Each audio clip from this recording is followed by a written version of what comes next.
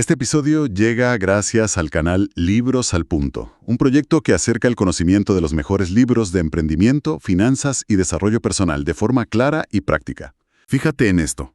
Hace más de 100 años, los ingenieros inventaron una disposición de teclado diseñada específicamente para que la gente escribiera más despacio. Qué locura, sí. O sea, literalmente el objetivo primario era frenar la velocidad de las manos. Y hoy en día, bueno, pues todos usamos ese mismo teclado, el famoso QWERTY, en nuestros móviles superrápidos, en ordenadores de última generación, y lo hacemos simplemente por pura inercia. Totalmente. Por costumbre pura y dura. Exacto. Vivimos gobernados por creencias obsoletas, por estructuras mentales que nos frenan sin que nos demos cuenta. Y hoy, pues vamos a desgranar cómo romper ese código. Así que, bienvenidos a este análisis a fondo. Muchas gracias. Estoy convencida de que hoy vamos a tocar temas fascinantes. Sin duda.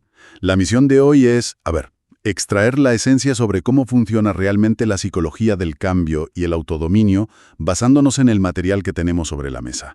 Queremos ofrecer a quien nos escucha un atajo, una forma de comprender los engranajes invisibles que mueven las decisiones humanas. Eso es, como pasar de vivir en piloto automático a tomar el control absoluto, ¿no? Exactamente. Y para ilustrar el nivel de transformación del que estamos hablando, quiero que imaginemos a un hombre joven, bastante frustrado, con un sobrepeso importante, y que vive en un apartamento tan diminuto en la costa de California que se ve obligado a fregar los platos en la bañera. Madre mía, porque no tiene cocina, claro. Eso es, no tenía ni cocina. Es una imagen que representa lo que muchos considerarían, pues, tocar fondo, ¿verdad? Un punto de estancamiento total donde las circunstancias externas parecen dictar un futuro muy sombrío. Ya ves. Pero menos de una década después, y esto es lo fuerte, ese mismo hombre se encuentra pilotando su propio helicóptero. ¡Qué barbaridad! Sobrevolando la ciudad para ir a dar un seminario ante miles de personas. Y al mirar hacia abajo, reconoce un gran edificio. Y resulta que es exactamente el mismo edificio donde solía trabajar como conserje años atrás. De lavar platos en la bañera a pilotar un helicóptero hacia un auditorio desbordado es un salto brutal. Y claro, esto nos obliga a plantearnos la pregunta nuclear de este análisis. ¿Qué marca realmente la diferencia? O sea, ¿por qué personas con orígenes absolutamente devastadores logran construir vidas inspiradoras, mientras que, por otro lado, vemos a personas que nacen con todos los privilegios a su alcance y, bueno, acaban sumidas en la frustración más absoluta? Es el gran enigma del comportamiento humano, sin duda. Y, la respuesta empieza por desmitificar esa idea de que el destino es algo que nos sucede, como una especie de lotería cósmica. Claro, como si fuera suerte. Eso es. La diferencia no reside en los recursos externos que alguien posee, sino en la capacidad de movilizar sus recursos internos. Todo cambio perdurable requiere elevar los criterios de lo que estamos dispuestos a tolerar, reprogramar las creencias y cambiar la estrategia. Pero ojo, nada de eso ocurre sin un chispazo inicial, un único acto cognitivo que actúa como el detonador. Y eso es la decisión. Vale, vamos a desempacar esto porque creo que aquí es vital cuestionar cómo usamos la palabra decisión en el día a día, porque la verdad la hemos desgastado hasta dejarla vacía. Totalmente. Decimos cosas como, bueno, he decidido que me gustaría dejar de fumar, o he decidido que intentaré comer más sano. Ya, y eso no es una decisión, es una preferencia. Exacto, es una lista de deseos. La raíz latina de la palabra decisión es decidere, que significa literalmente cortar o escindir. Una verdadera decisión no es elegir una opción entre varias, es aislar una opción y cortar de raíz cualquier otra posibilidad. Es quemar las naves. Precisamente. Y hay un ejemplo histórico fascinante para entender cómo funciona este nivel de radicalidad. Es el caso de Ed Roberts. Ah, sí, el de la universidad. Exacto. A los 14 años, Roberts quedó paralizado del cuello para abajo. Estaba confinado a pasar sus noches en un pulmón de acero. O sea, las condiciones objetivas de su vida eran abrumadoramente limitantes. Tela. Desde un punto de vista puramente lógico, podría haber aceptado que su existencia se limitaría a la supervivencia médica, pero tomó una verdadera decisión en ese sentido etimológico de cortar. Cortó la posibilidad de asumir la identidad de víctima.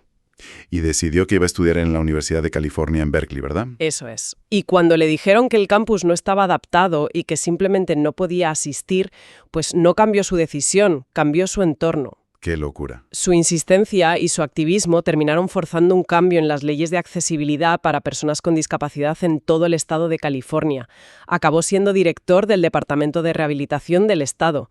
Su vida cambió en el milisegundo en que tomó la decisión interna, mucho antes de que las circunstancias externas mejoraran. Es una historia increíble de tenacidad, la verdad, y me recuerda mucho a la de Soichiro Honda. Empeñó las joyas de su mujer para diseñar un aro de pistón, fue rechazado por Toyota, soportó burlas, luego le bombardean durante la guerra, un terremoto destruye su fábrica y al final el tío termina poniéndole un motorcito a una bicicleta porque no había gasolina en el país. Y así creó el imperio Honda, claro. Exacto. Pero, a ver, seamos un poco críticos aquí. Por cada Honda o cada Roberts que no acepta un no por respuesta y triunfa, bueno, hay 1000 personas que acaban en la ruina absoluta por pura terquedad, ¿no? Sí, desde luego. Entonces, ¿dónde está la línea entre una decisión inquebrantable que forja tu destino y, digamos, el sesgo del superviviente que nos hace glorificar a alguien que igual solo tuvo suerte al no rendirse? Flexibilidad comprometida. Vale, me gusta ese término. La decisión que tomó Honda o que tomó Roberts era inquebrantable respecto al destino final, al objetivo, pero eran radicalmente flexibles respecto a la estrategia. O sea que no se daban Cabezazos contra la misma pared. Exacto. Cuando Toyota rechazó el aro de pistón, Honda no siguió fabricando el mismo aro fallido, esperando que de repente les gustara. Volvió a la escuela a aprender metalurgia. Cuando no había hormigón por la guerra, pues inventó una nueva forma de fabricarlo. La gente que se arruina por terquedad suele aferrarse a la estrategia equivocada, no al objetivo final. ¡Qué interesante! La verdadera decisión fija el norte de la brújula, pero permite que el navegante cambie de ruta frente a cada tormenta. Vale. Eso explica los excepcionales a estos navegantes que ajustan las velas constantemente. Pero, ¿qué pasa con la inmensa mayoría de la población? Aquí es donde el material que estamos analizando introduce una metáfora brillante. El síndrome del Niágara. Es una analogía devastadora por lo precisa que es. Ya te digo. Imaginemos que la vida es un río tumultuoso. La mayoría de la gente salta a ese río sin haber decidido conscientemente hacia dónde quieren ir. Simplemente se dejan llevar por la corriente. Una corriente formada pues por las expectativas sociales, ¿no? Las rutinas, los miedos. Eso es. Flotan y se dejan llevar. Hasta que un día, de repente, escuchan un estruendo atronador, miran hacia adelante y, madre mía, se dan cuenta de que están a 2 metros de caer por las cataratas del Niágara en un bote sin remos. Y ahí es cuando gritan y entran en pánico. Aquí es donde se pone realmente interesante porque la caída ya es inminente. Claro, ya no hay vuelta atrás. Y esa caída puede ser un infarto a los 50 años, una bancarrota repentina o, no sé, el colapso de un matrimonio de 20 años. Y a menudo la gente se pregunta por qué le ha pasado eso de repente. Cuando la realidad es que la crisis es solo el resultado inevitable de no haber cogido los remos 5 kilómetros río arriba. Totalmente. Pero esto nos lleva a un callejón sin salida. A ver, si tomar el control de los remos es tan vital, si sabemos que la catarata está ahí, ¿por qué la gente sigue dejándose llevar? ¿Qué nos paraliza hoy mismo? Para entender eso, tenemos que sumergirnos un poco en la psicología evolutiva. No actuamos impulsados por el intelecto o la lógica. A nivel fundamental, nuestro sistema nervioso opera manejado por 2 titiriteros invisibles, que son la evitación del dolor y la búsqueda del placer. Los 2 grandes motores, claro. Todo comportamiento humano se reduce a esto.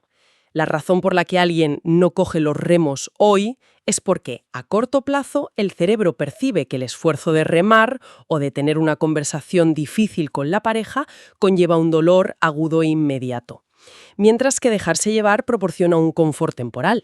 Lo cual redefine por completo problemas supercotidianos como la procrastinación, porque solemos pensar que posponer una tarea es síntoma de pereza o de que no tenemos carácter. En absoluto. La procrastinación es pura neuroplasticidad en acción. El cerebro simplemente ha vinculado más dolor a enfrentarse a la tarea en este momento que a posponerla. El alivio inmediato de abrir las redes sociales proporciona un microdisparo de dopamina. Claro, un placer rápido. Y solo cuando se acerca la fecha de entrega, la ecuación se invierte. El dolor de las consecuencias de no hacerlo supera de repente el dolor de sentarse a trabajar. Es un mecanismo de supervivencia primitivo puro, pero operando en el siglo XXI. Y aquí se plantea un debate fascinante sacado del texto.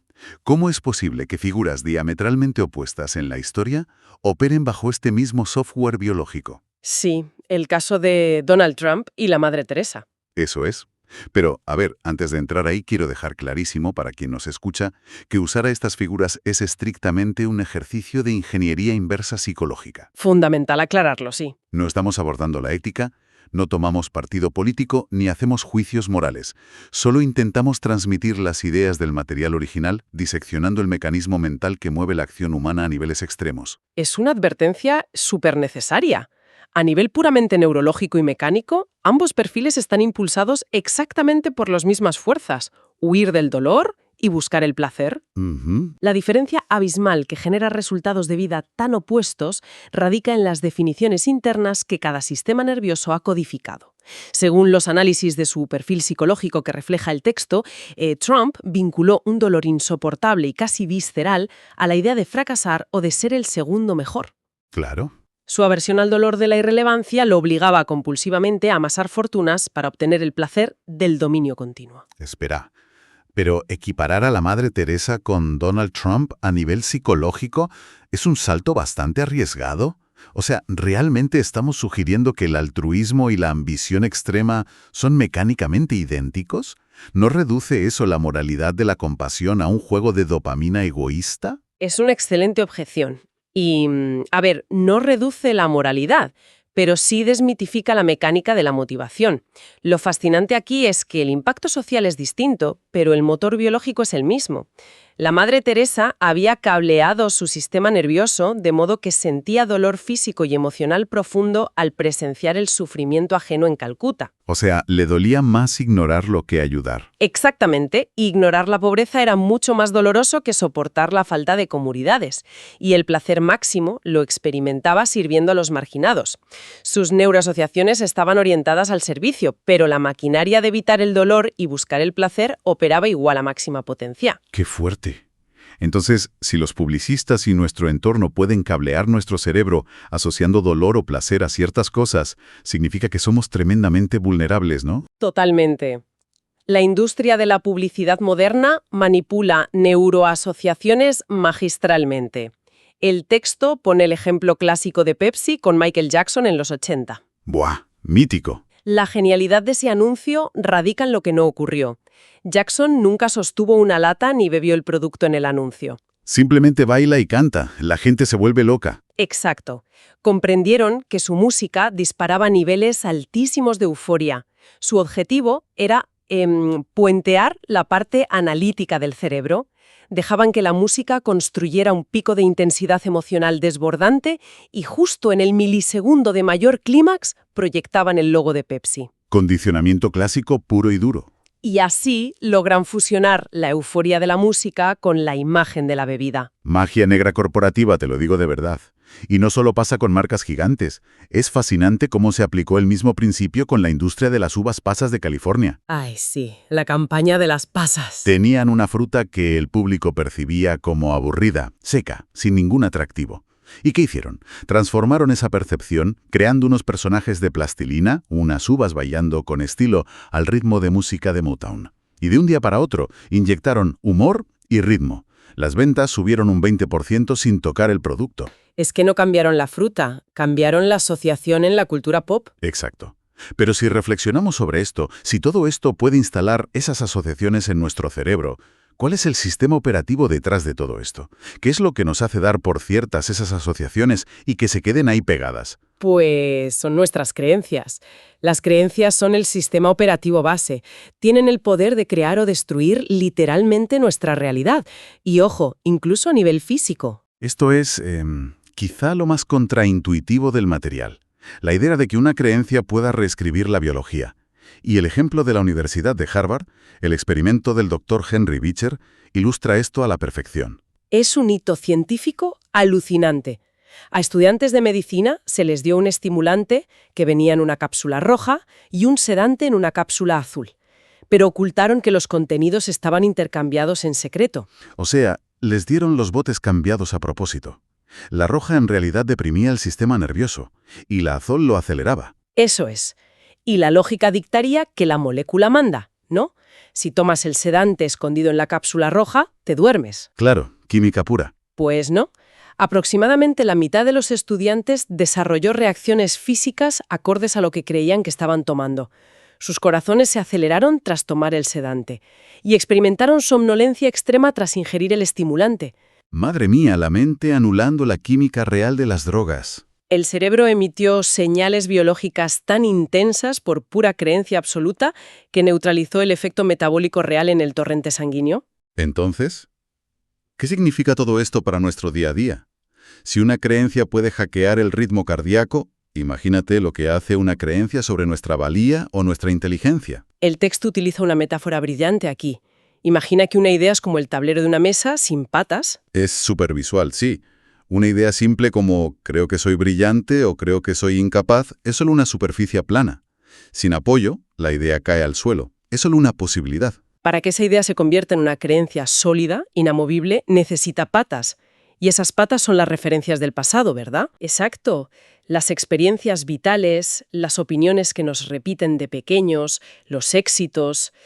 Si consigues resolver un problema en el trabajo, de repente tienes una pata de roble robusta que sostiene la mesa de soy brillante. Pero claro, hay que cuestionar la sabiduría aceptada, porque a veces esas patas son totalmente falsas y la gente sigue a los supuestos expertos a ciegas. Y esto nos devuelve a nuestro famoso teclado QRTY del principio. El ejemplo perfecto de una pata falsa global. Asumimos que está diseñado así por eficiencia. Pero la historia real es que alguien ganó un concurso de velocidad hace un siglo con ese teclado diseñado para ralentizar y, ¡boom!, se convirtió en una creencia global de eficiencia inamovible. Tenemos teclados QRTY mentales incrustados en cómo educamos, en el dinero, en todo. Totalmente. Pero la gran noticia es que el pasado no equivale al futuro. Las creencias pueden derrumbarse. Mira a Roger Bannister. Otro ejemplo increíble. Toda la comunidad médica creía que el cuerpo humano colapsaría si corría una milla en menos de 4 minutos. Esa era la mesa sólida de la época. Era una verdad científica indiscutible. Y en 1954, Bannister cruza la meta en 3 minutos y 59 segundos. Y lo loco no es eso. Lo loco es que al año siguiente, 37 personas más rompieron también esa barrera. No mutaron genéticamente, simplemente la creencia colectiva se rompió. Se sustituyó la pata de lo imposible por la de se puede lograr. Vale, la teoría es impecable. Pero si el cerebro es tan resistente al cambio por miedo al dolor, ¿cómo construimos creencias ganadoras a largo plazo sin recaer? ¿Cuál es la estrategia final que propone el texto? La solución no es intentar dar saltos gigantes. Viene de un concepto japonés, el Kaizen, que curiosamente les enseñó un estadounidense, Edwards Deming. Anda, qué curioso. Deming enseñó a los japoneses en la posguerra que tratar de hacer mejoras masivas de golpe era ineficiente. Instauró el compromiso con mejoras minúsculas, milimétricas, pero de forma constante, todos los días, y les demostró que la calidad cuesta menos. Y esto se vio clarísimo en la manufactura, cuando Ford comparó sus transmisiones americanas con las que habían encargado fabricar en Japón bajo los mismos planos exactos. Los clientes en Estados Unidos hacían listas de espera para pedir que su coche llevara la transmisión japonesa. Fue un shock para los ejecutivos, claro. Tuvieron que desarmar los motores para entenderlo. Y bajo el microscopio vieron que las piezas americanas estaban dentro del margen de error permitido. Eran, digamos, suficientemente buenas. Cumplían y punto. Acababan a la perfección. Los japoneses no se conformaban con el margen aceptable, aplicaban la mejora continua, y a esto el texto lo llama el principio Kani. Kain. Mejora constante e interminable. Aplicar esas tolerancias microscópicas diarias a tu carácter, tus finanzas, tus relaciones. No es un giro radical mañana por la mañana. Exacto. Y si conectamos esto con el panorama general, la seguridad real en la vida no proviene de aferrarse a lo que se tiene, porque el río Niágara te lo puede arrebatar todo en un segundo. La seguridad real viene de la certeza de que cada día estás aplicando el principio Kani en tu vida. Es una invitación espectacular para que quien nos escucha audite qué hilos invisibles están moviendo sus acciones hoy. Hemos hecho un viaje increíble. Hemos visto cómo evitar caer por el Niágara tomando verdaderas decisiones, cortando opciones. Hemos visto cómo reprogramar la brújula del dolor y placer, como ponerle patas firmes a nuestras creencias y destruir esos teclados QWERTY mentales, ¿sí? Todo mediante el Kani.